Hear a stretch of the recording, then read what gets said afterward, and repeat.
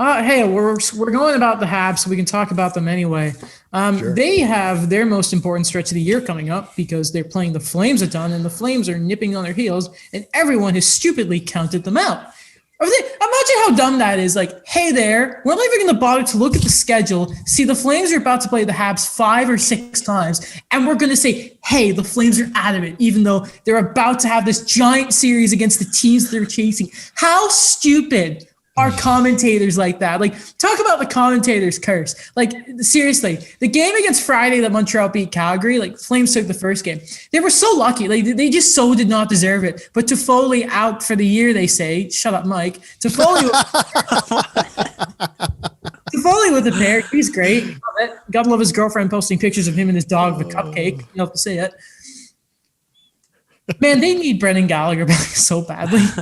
Like you just need to, like, I think it was Ducharme said, we need a bit of Gallagher dust and everyone needs to put in a drink and have some. Yes. Because it's like, man. It's like Space Jam.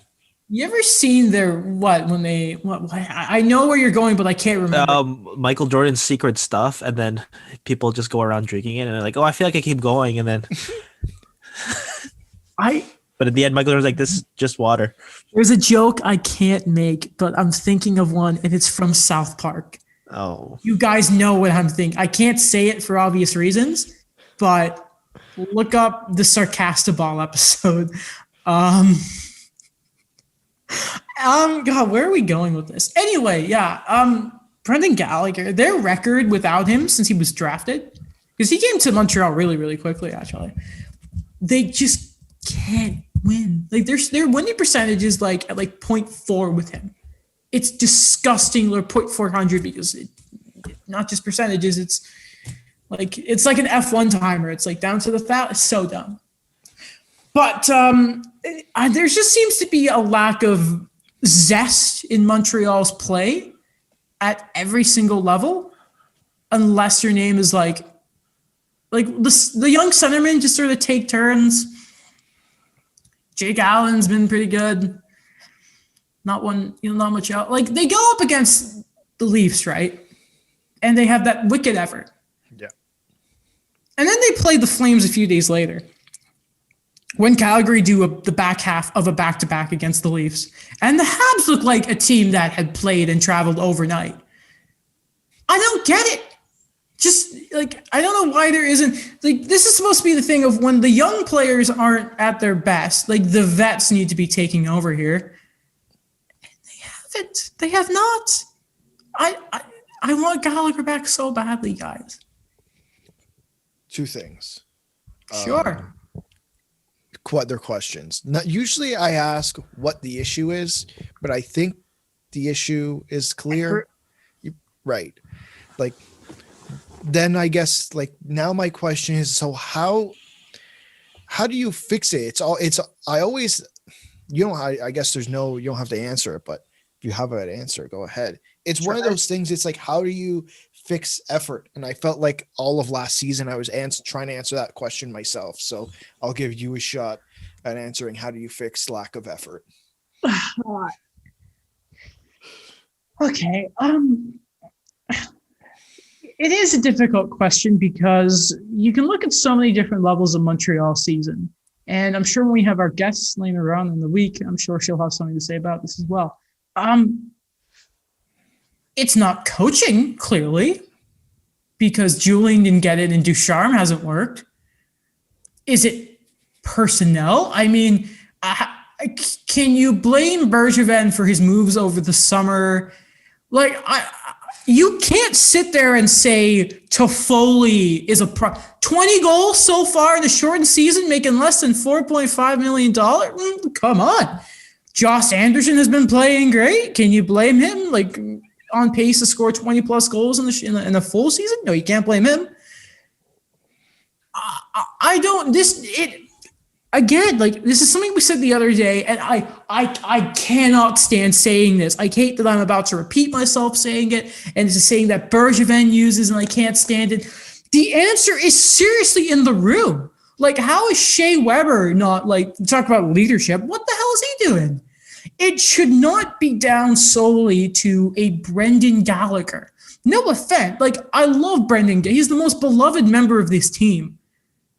Like the people in the city love the guy, right? Like, how is it like he should be? You should see the way Gallagher plays, and you should be inspired to just go and work at it should be so simple, but it seems and he's a leader, he has the A. It just seems like people aren't doing their parts. Like at some point you get frustrated. Druin, score a damn goal. Like, why is the power play still not able to do anything? Is Eric Snow going to be visible again? I don't have the answer, but it should be. There is no excuse. You'll look at that roster and you're like, there is no excuse why it should not be firing in all cylinders. I saw people in the Athletic comment section blaming the young centerman, and I'm like, man, have you seen Kotkaniemi play this season? Are you serious? And then you look at like a Yoel Armia with no hockey sense.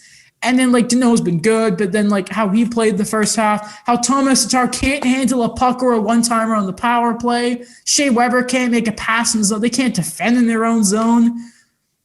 We're relying on the third pairing of John Merrill and Alexander Romanov. They hate Brett Kulak for some reason. That's the one. Yeah. I don't know. Okay, this is just my own thing because I just think about other teams that have done this. Where when they talk about the answer being in the locker room, a big, the buzzword we've always mentioned here is accountability. Yeah. And, to use a Alex reference, like, why don't you just go nuts? Like, get nuts. That's nuts. With the lineup changes, like, Shea Weber, you made another really bad turnover. Okay, you start on the third pairing the next game. That's a good question. Yeah, Corey Perry, you brought us a lot of energy from the bottom lines. Let's try something. Maybe Jonathan Druin's not working out some here on his lineup. Okay, he goes back on the fourth line. I think it's a crazy idea, but I've seen it work before. And as someone again, like with the covering the Minnesota Wild, one example right now, Zach Parise is on the fourth line, and because he just was not doing well, he had a lot of mistakes with passes. He wasn't really, being, the smart Zach that we know and love, and he's been stuck on the fourth line ever since. And it's just worked wonders because for the people who are performing, they're getting the most minutes. It's not about looking at, the name or looking at what did they do previous games. Like, what did you do for me lately? That's a good question. Like forward lines, they have tried so many different things. Like they have, and just nothing seems to work. And at some point, maybe you do wish, like, just keep something together. Like whenever there seems to be like some sort of top six change, they just get sick of and just throw Kotkaniemi with like a Paul Byron. It's like, man, no, just keep him with a Toffoli or something and let them keep that sort of and just like let them try and grow that chemistry.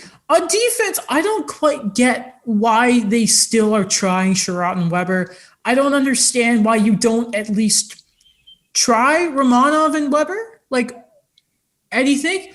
Maybe things change when they get to Edmonton and Gustafsson and Merrill are there.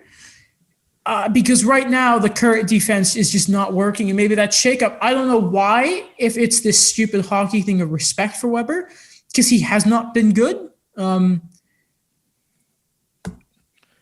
The answer is somewhere. At the end of the day, though, I mean, it's on them.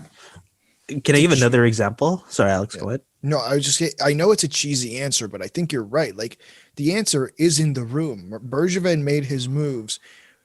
Most reasonable human beings who cover hockey would have told you that the Montreal Canadiens could very well finish in the top two in this division. So on paper, this works.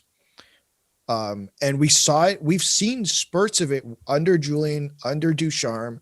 Like, the answer is there. What is going on? And I think Daniel makes a good point about changing, like holding people accountable. Like I do agree with that idea. Like, I don't know what Ducharme has done. You've obviously explained it in terms of switching the lines up, but something's got to change.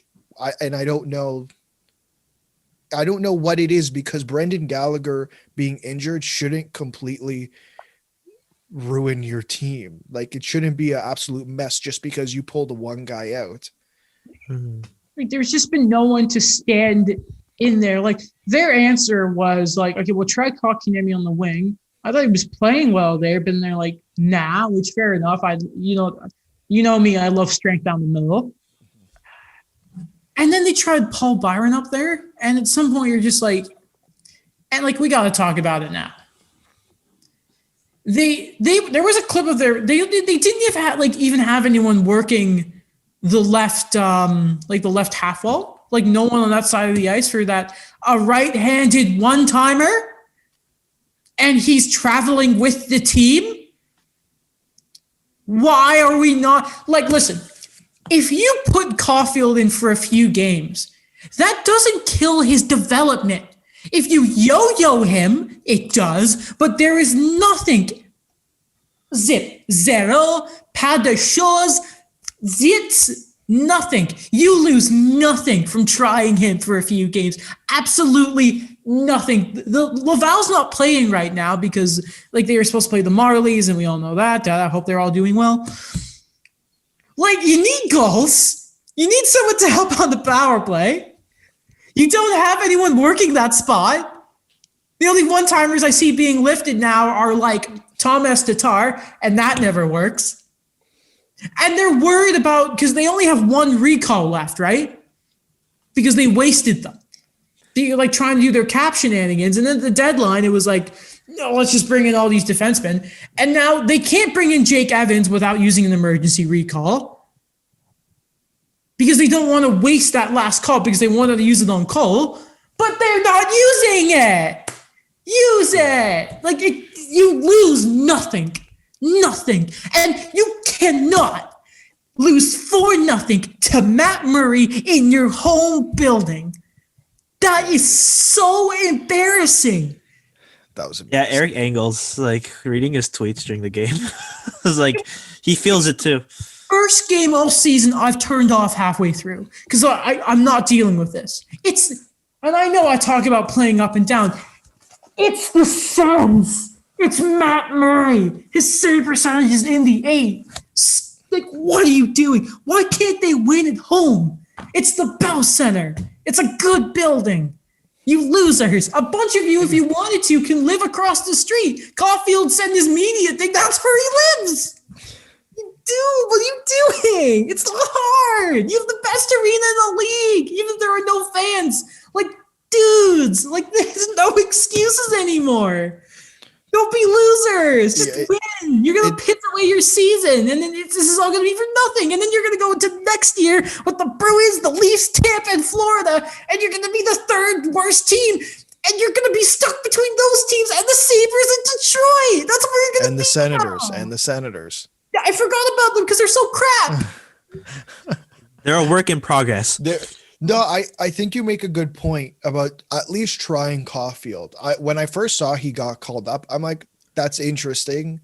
Like, I do think because Laval wasn't playing, having him up with the big club, even though he's just on the taxi squad, it's a good idea. But if what is happening, like if it's still happening, just try it. You literally, like, what is there to lose? Nothing. What is there to lose? There's injury risk, but there's always going to be injury risk. That's kind of a lazy narrative, especially in this position. Especially the depth they have, and like, even before all these deadline moves, like, they were already deep. And yeah, I don't know. Like, when you mentioned John Merrill and Alex Romanov, it reminded me of Pittsburgh again, where, if you have Sidney Crosby, you're going to be okay. He could ride the ship even if Kapanen and Malkin and Jason Zucker are in and out of the lineup. But on that defense, that those crown jewel pairing that they had last year of Marcus Pettersson and John Marino, they're struggling, and they're technically the third pair right now. You know what the second pair is? What? CCN? Michael Matheson, yes. They're the ones playing it.